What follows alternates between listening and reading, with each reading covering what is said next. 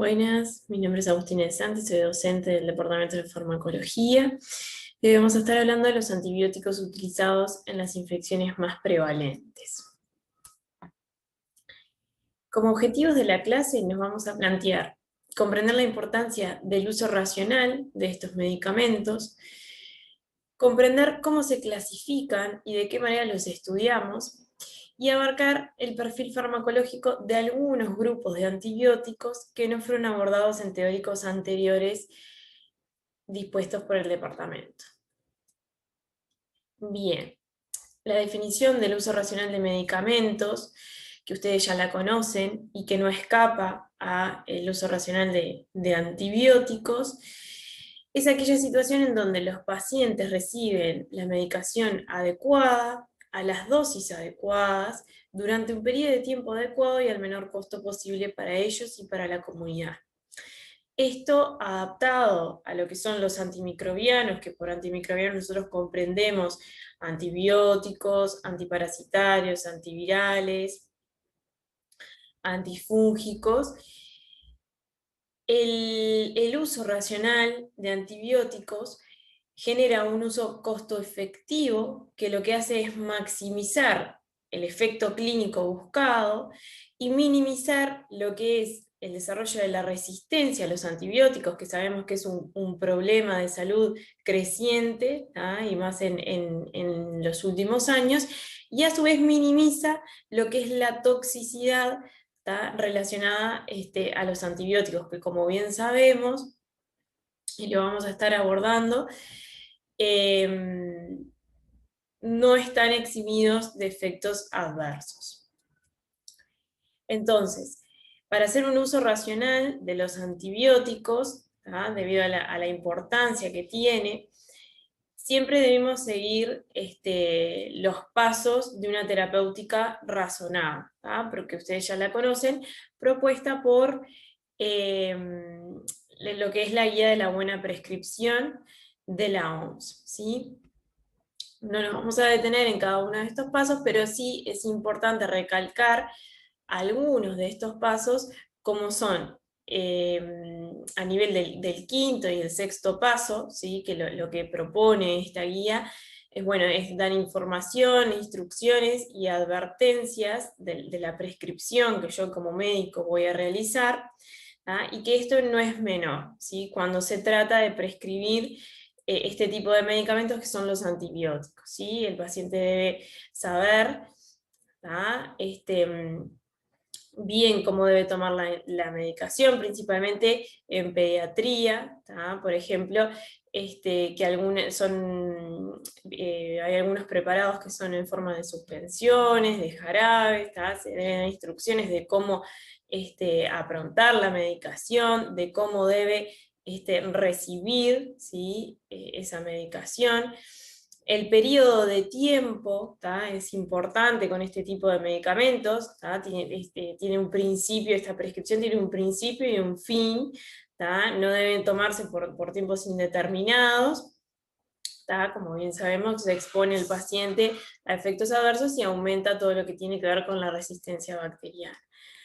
Y luego supervisar, detener el tratamiento, lo que es la monitorización de la respuesta terapéutica, ver la efectividad, efectos adversos, y una cosa no menor es, bueno, si yo puedo aislar el microorganismo que está causando la infección, en este paso yo puedo hacer lo que se llama decalar en el tratamiento antibiótico. Entonces estos pasos de la guía de la buena prescripción también se aplican, ¿sí? A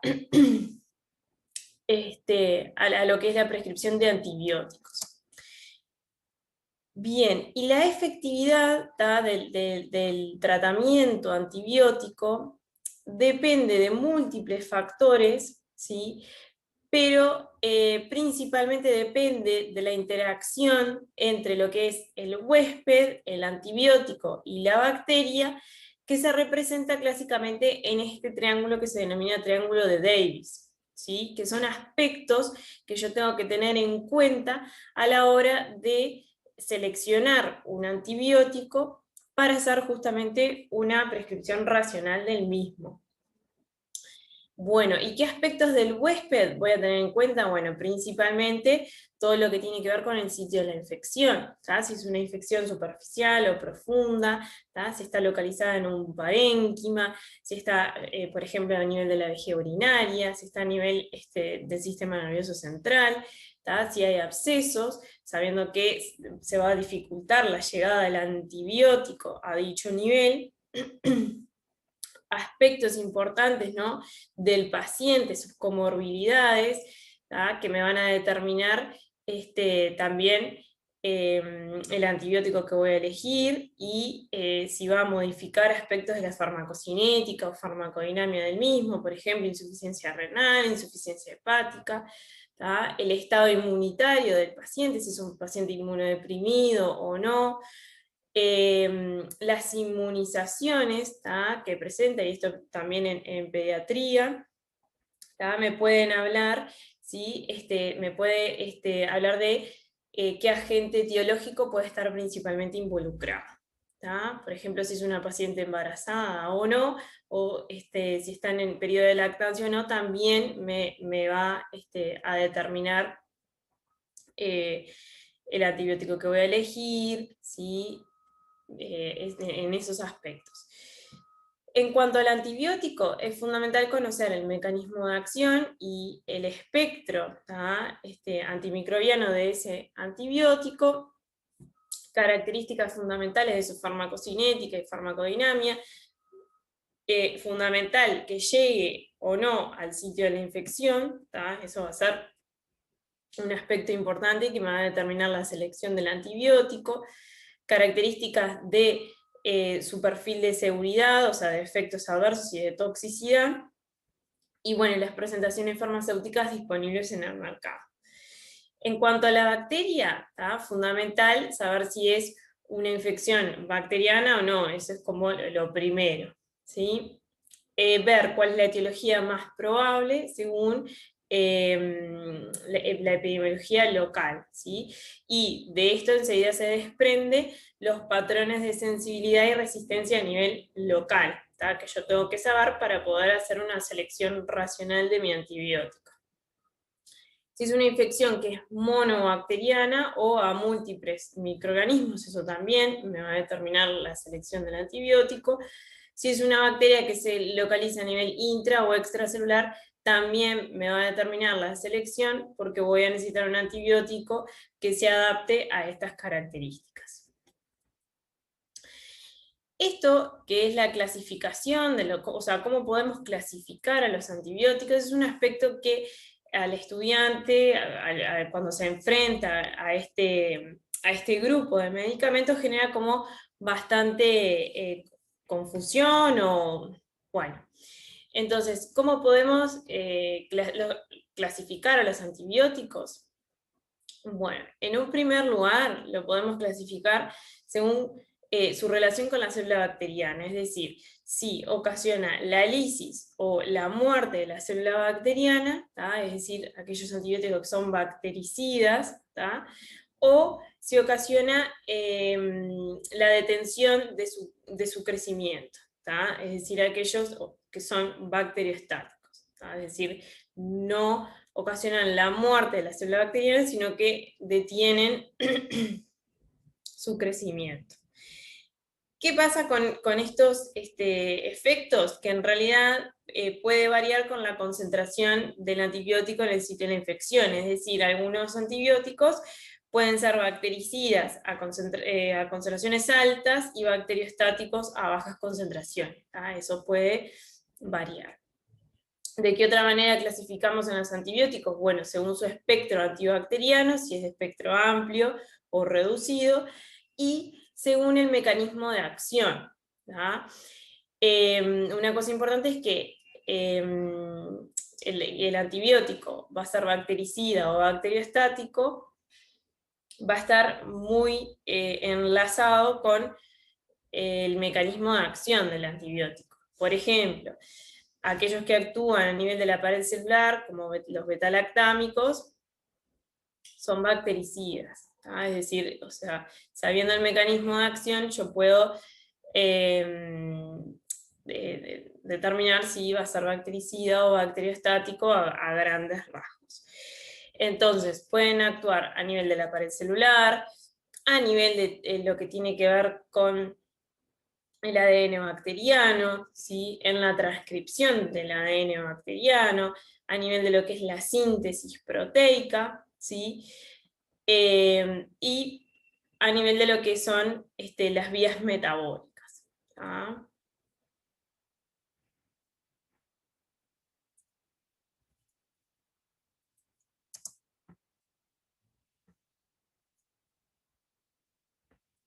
Bueno. Otra manera de clasificar los antibióticos es de acuerdo a los parámetros duales farmacocinéticos o farmacodinámicos, ¿sí? Que este aspecto se abordó ya en otro teórico brindado por el departamento, así que haremos como un breve resumen. Los antibióticos pueden ser concentración dependiente o tiempo dependiente. Aquellos que son concentración dependiente, el éxito terapéutico va a depender de la concentración del antibiótico en el sitio de la infección, es decir, a mayor concentración, mayor actividad antibacteriana, ¿sí? Es decir, tiene bajos índices de saturabilidad. Y aquellos que son tiempo dependiente, el éxito del tratamiento antibiótico no depende tanto de la concentración en el sitio de la infección, sino del tiempo en el que se supera la CIM, es decir, la concentración inhibitoria mínima para el microorganismo en cuestión, ¿sí? Es decir, tienen altos índices de saturabilidad. En realidad depende más que nada del tiempo y no tanto de la concentración del antibiótico en el sitio de la infección. ¿Para qué me sirve esto? Porque yo tengo que saber si un antibiótico es tiempo dependiente o concentración dependiente, porque me va a servir en lo que es las pautas de administración. Aquellos que son tiempo dependiente, necesariamente yo debo ser estricto en respetar los intervalos interdosis, ya que el éxito de mi tratamiento antibiótico depende mucho de eso, ¿sí? Entonces, resultan útiles en este aspecto, para optimizar lo que es la efectividad del tratamiento antibiótico, disminuir la resistencia bacteriana y disminuir todo lo que tiene que ver con sus efectos adversos.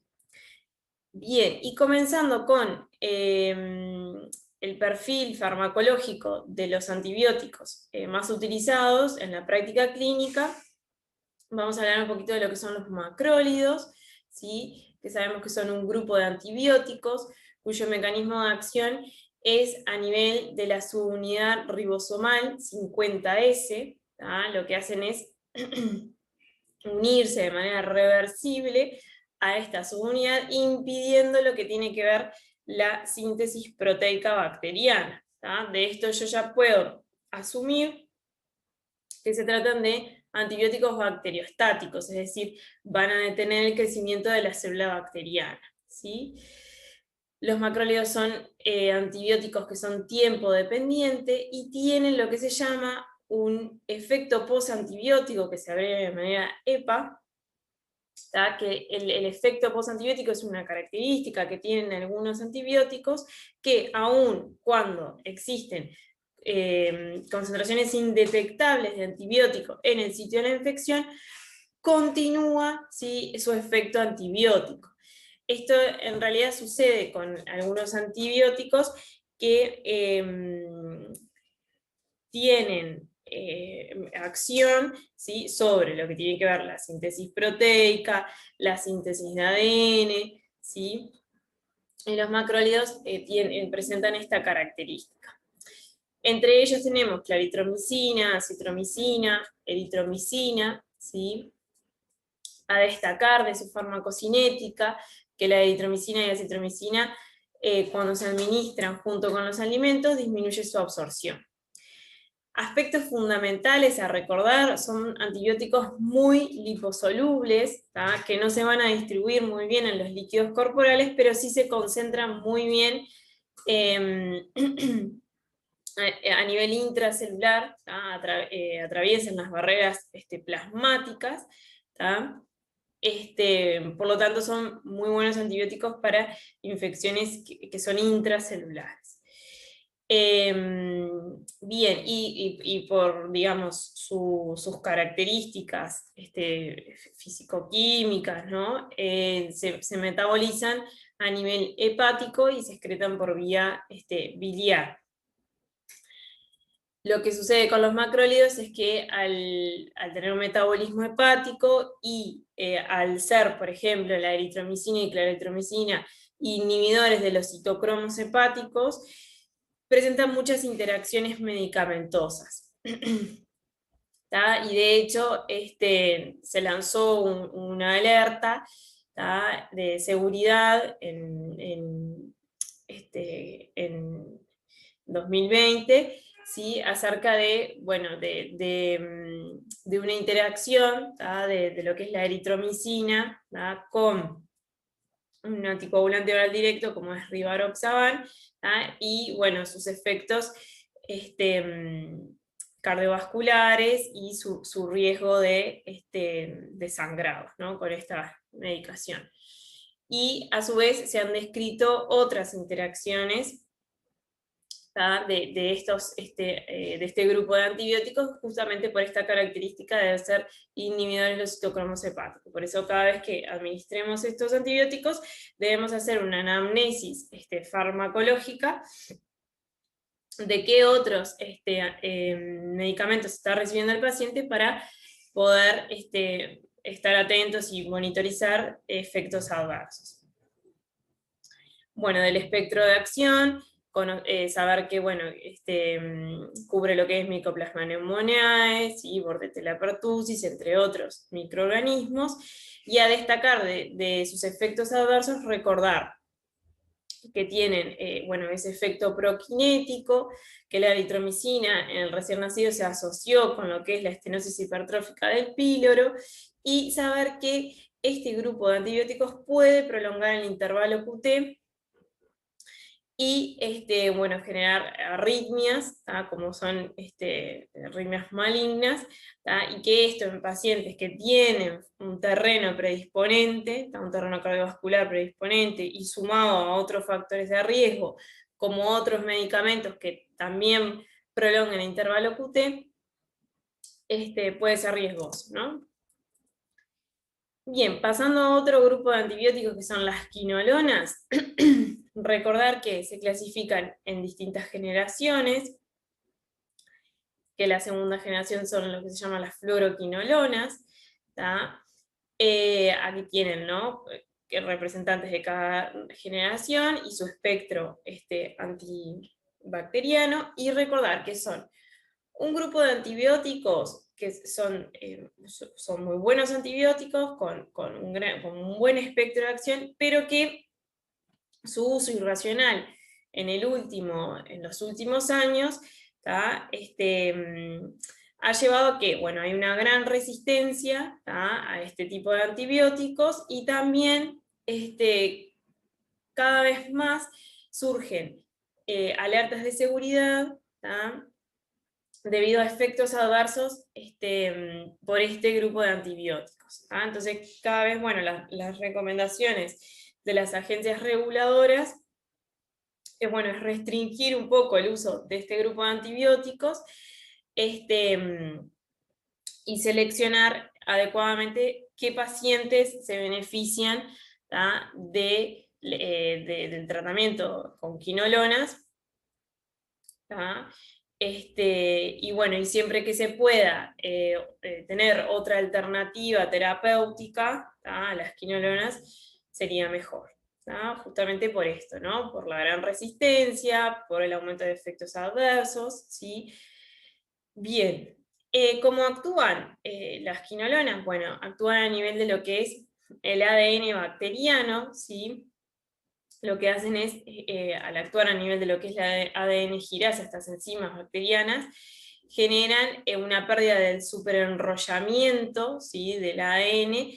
Esto lo que culmina con la lisis de la célula bacteriana, al no poder enrollar todo lo que tiene que ver con el ADN bacteriano. por tanto son bactericidas y son concentración dependiente. De su farmacocinética destacar que tiene una distribución muy buena, ¿sí? Levofloxacina se elimina por vía renal, ¿tá? Y ciprofloxacina y norfloxacina, tanto vía renal como hepática. Y bueno, y en los efectos adversos nos vamos a detener, por lo que decíamos, que en los últimos años han surgido alertas de seguridad, ¿tá? Con el uso de este medicamento, lo que hace que uno esté más restringida su indicación, ¿tá? Y siempre que se pueda optar por otros grupos de antibióticos, sería mejor. Por ejemplo, los efectos adversos gastrointestinales, a nivel del sistema nervioso central, se ha asociado con alteraciones neuropsiquiátricas, alteraciones del humor, más que nada en pacientes de edad avanzada. Todo lo que tiene que ver con los efectos a nivel musculoesquelético, recordar que este grupo de antibióticos tiene gran afinidad por el tejido, ¿sí? Musculoesquelético, y pueden generar artropatías, lesiones tendinosas, ¿tá? La clásica de la lesión en el tendón de Aquiles, que es un efecto adverso que no es muy frecuente, pero que hay que conocerlo. Debido a todas estas alteraciones musculoesqueléticas que pueden generar, es que este grupo de antibióticos está contraindicado durante el embarazo, y en pediatría su indicación está un poco más restringida, por esta característica, ¿sí? Después en lo cardiovascular también se han asociado con la prolongación del intervalo QT, y bueno, y por eso mismo aplicar, digamos, las mismas recomendaciones, ¿no? En pacientes que tengan factores de riesgo cardiovascular, hay que, repensar un poco esa indicación. Y si a su vez está recibiendo otros fármacos que también prolongan el intervalo QT, esto aumenta el riesgo, ¿sí? Y puede llevar a arritmias malignas como la torsada de Points, ¿tá? Entonces, tener en consideración estos aspectos con este grupo de antibióticos. Esta es la alerta de seguridad publicada por el departamento a raíz de alertas de seguridad emitidas por las distintas agencias reguladoras, tanto la europea como la norteamericana. Esta es otra alerta de seguridad que los invitamos a que las puedan leer a través de la página del departamento, yendo a lo que son las alertas de la sección de farmacovigilancia. Bueno, pasando a otro antibiótico que es la nitrofurantoína. Recordar, la nitrofurantoína presenta múltiples mecanismos de acción, ¿sí? Debido a que los metabolitos, ¿sí?, intermedios activos de este antibiótico, lo que hacen es, se unen al ribosoma bacteriano, a enzimas de distintas vías metabólicas, ¿tá? Entonces, lo que hace es tener múltiples mecanismos de acción, que lo que genera es un efecto bacteriostático, ¿tá? Y al tener múltiples mecanismos de acción, si la bacteria adquiere resistencia a uno de estos, presenta el resto de los mecanismos, el antibiótico presenta el resto de los mecanismos de acción como para seguir cumpliendo su efecto antibacteriano, ¿sí? Es un aspecto importante, ¿no?, de este antibiótico, que es la nitrofurantoína. Clásicamente se dice que la nitrofurantoína es bacteriostática a bajas concentraciones y bactericida a altas, ¿sí? Del espectro, recordar que Pseudomonas aeruginosa, Proteus y Providencia son resistentes naturales, ¿tá?, a este antibiótico. Y lo más importante es saber que Escherichia coli, ¿sí?, es sensible en más de un 97%, ¿tá?, para a este antibiótico, ¿tá? Entonces, lo hace óptimo, ¿sí?, para lo que es el tratamiento antibiótico empírico, ¿sí?, para lo que es la infección urinaria baja no complicada, ¿sí? O sea, empírico, cuando no tenemos certeza del agente que está causando la infección. Un dato importante que no lo dijimos al comienzo de la presentación es que todas estas pautas, ¿no? de antibióticos, ¿sí? Para el tratamiento de las diferentes infecciones, siempre tienen que estar adaptados a patrones de epidemiología local. Por ejemplo, la Escherichia coli, ¿sí? En otras partes del mundo no tiene el mismo perfil de sensibilidad que la Escherichia coli de acá de Uruguay. Entonces siempre, bueno, adaptarnos a lo que son los patrones de sensibilidad local. Debemos conocerlos, debemos estudiarlos, para poder diseñar pautas de tratamiento antibiótico en las diferentes instituciones.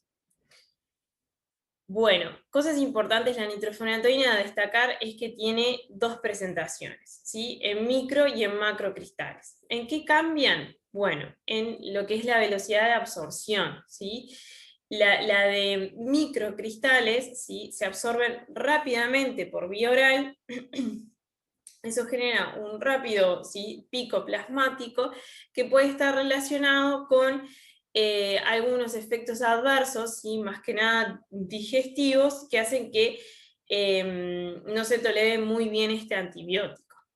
Además, al tener una rápida absorción, también se elimina más rápido, entonces la presentación en microcristales se administra, ¿no? Cada 6 horas, lo que no hace que sea una pauta posológica muy conveniente.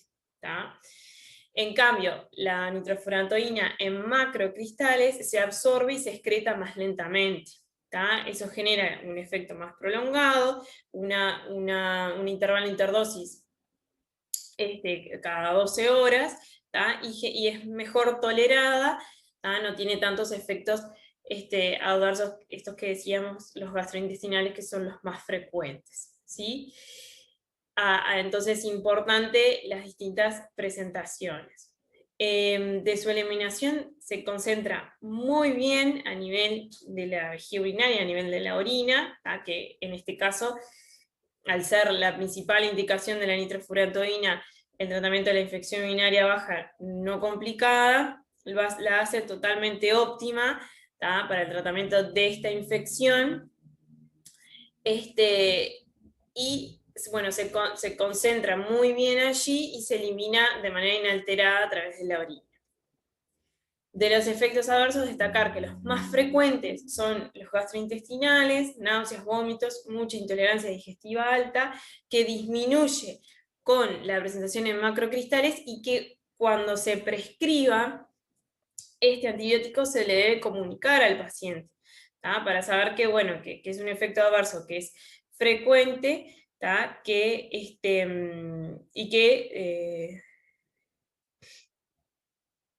y bueno, que cede, ¿sí? Y que no debe abandonar la medicación por ello. Bien, después, bueno, otros efectos adversos, ¿sí? Como, bueno, anemia megaloblástica, más raros, ¿sí? Y importante, y que se emitió una alerta de seguridad acerca de este aspecto, es la fibrosis pulmonar intersticial cuando se administra nitrofurantoína por tiempos prolongados como tratamiento profiláctico de las infecciones urinarias. Por eso es que a raíz de esto se limitó, digamos, la duración máxima del tratamiento con nitrofurantoína a 7 días. ¿Sí? Del embarazo, destacar que es segura, ¿sí? Salvo en el último trimestre, que si existe lo que es el déficit congénito de la glucosa 6-fosfato deshidrogenasa, puede generar anemia, ¿sí? Destacar eso. Bien, este es un boletín emitido por el departamento que aborda estos aspectos que estamos mencionando acerca de este antibiótico, que lo pueden ir a leer también. De la fosfomicina, destacar, es un antibiótico cuyo mecanismo de acción es a nivel de la síntesis de la pared bacteriana, ¿tá? Lo que hace es inhibir dicha síntesis, actuando a nivel de el N-acetilmurámico, el MUR-A. De su espectro de acción, destacar bacterias gram negativas como Escherichia coli, ¿sí? Que tiene también un efecto antibiofil, y esto también lo hace óptima para el tratamiento de lo que es la infección urinaria baja no complicada, y que es un antibiótico que en el último tiempo ha resurgido, ¿sí? Y debido a ciertas características farmacocinéticas, como por ejemplo, que se puede administrar monodosis, ¿tá? Debido a que se concentra muy bien a nivel de lo que es la orina, es decir, por 48 o 36, 48 horas, las concentraciones urinarias de fosfomicina superan la concentración inhibitoria mínima, ¿tá? Para la bacteria en cuestión. Se puede tener este diseño, esta pauta posológica en monodosis, ¿tá? Entonces la hace como bastante atractiva, ¿tá? Para el tratamiento de la infección urinaria baja no complicada, ¿tá? De los efectos adversos, bueno, destacar que puede generar diarrea, náuseas, ¿sí? Y de las indicaciones aprobadas, mencionamos la infección urinaria baja no complicada y la profilaxis del tracto urinario post cirugía urológica. Entonces, debido a esta pauta posológica conveniente, monodosis, ¿tá? Que a su vez, justamente al estar menos expuesto, ¿no? al antibiótico, puede generar una baja resistencia bacteriana, y debido a bueno, su perfil de efectos adversos, ¿tá? Que en realidad es bien tolerada, hace que la fosfomicina sea bastante atractiva, ¿tá? Bueno, para el paciente, ¿sí? Y muy conveniente, ¿tá? Lo que la limitante, ¿sí? Con la fosfomicina es que no integra lo que es el formulario terapéutico de medicamentos. No todas las instituciones prestadoras de salud lo tienen en su listado de medicamentos, y es la principal limitante de su costo. Este es otro boletín emitido por el departamento que aborda, digamos, el perfil farmacológico, ¿sí? De este antibiótico, que lo pueden pasar a leer.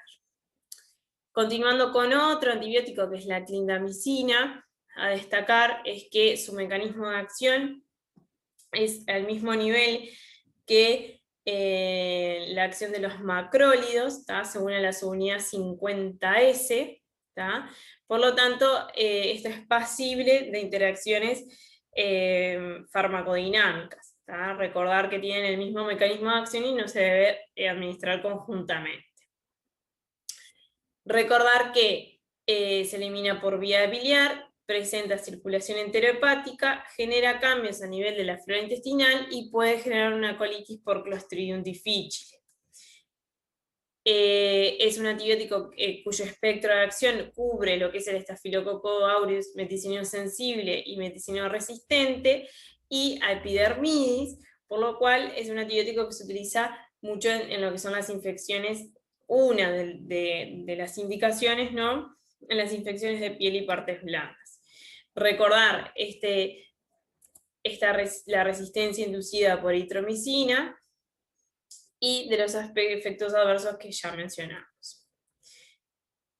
Bien, cotrimoxazol, ¿sí? O trimetoprim sulfametoxazol. Recordar que son dos antibióticos, ¿tá?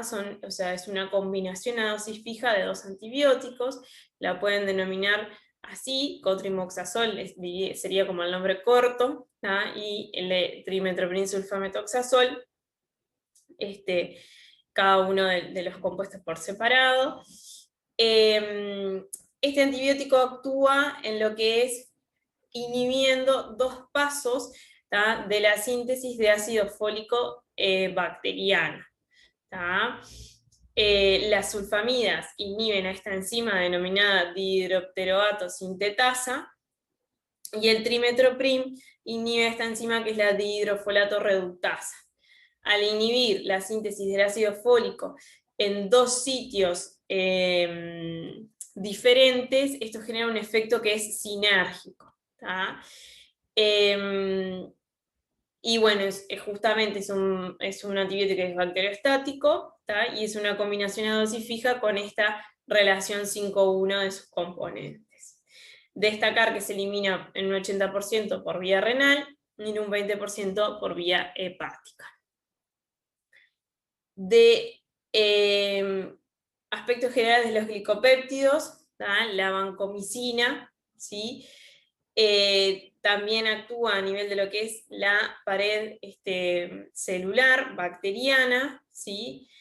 Y tiene un espectro reducido, solo gram positivos. Es una buena opción terapéutica para lo que es el Staphylococcus aureus meticilino resistente, multiresistente de perfil hospitalario. Y a destacar, cosas que deben recordar, es que bueno, tiene una buena distribución, más que nada a nivel de lo que son los líquidos corporales, se elimina por vía renal, ¿sí? Puede ocasionar eritema y pruritos, ¿sí? En infusiones rápidas, por eso debe ser infusión lenta, ¿tá? Y bueno, y su uso es restringido y más que nada para ámbitos hospitalarios o confirmación de microorganismos multiresistentes. De los aminoglucósidos representados por gentamicina, amicacina, streptomicina, recordar que se une a nivel de la subunidad 30S del ribosoma bacteriano, su acción es mayor si se administra junto con otros antibióticos, principalmente los que inhiban la síntesis de la pared bacteriana, y bueno, son antibióticos que son hidrofílicos, se distribuyen muy bien en los líquidos corporales, y se excretan sin metabolizar por vía renal. También, bueno, su uso es más restringido, además en ámbitos hospitalarios. Como decíamos, se utiliza en combinación con betalactámicos o glicopéptidos. Son poco efectivos para bacterias anaerobias, y de los efectos adversos destacar su nefrotoxicidad, que es reversible, y que es frecuente y hay que monitorizar la función renal, y la ototoxicidad, debido a su acumulación a nivel de lo que es el órgano de Corti, que puede llegar a ser irreversible. Menos frecuente el bloqueo neuromuscular, ¿sí? Con el uso de estos antibióticos. Bueno, damos por terminado este teórico, esta es la bibliografía recomendada y muchas gracias.